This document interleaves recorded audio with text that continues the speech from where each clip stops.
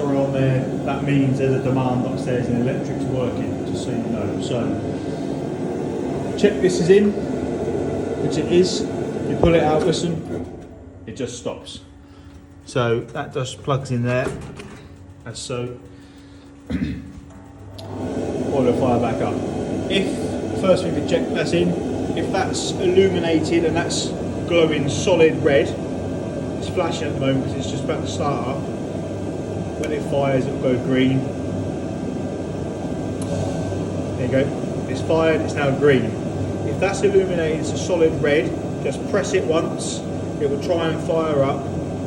If it then goes back to red, there's a fault, you need to call us. You also have these two up here. If they need pushing back in, that's a lockout. Quite often that won't happen.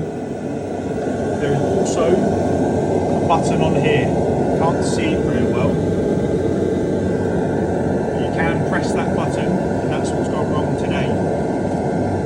That is something to do with the flue emissions. I don't know exactly why that one pops out, but you can do. So, check the lead, check for a red button, check these are in, and check them. You can just push all three of those, and obviously make sure that's still up. Hope it helps.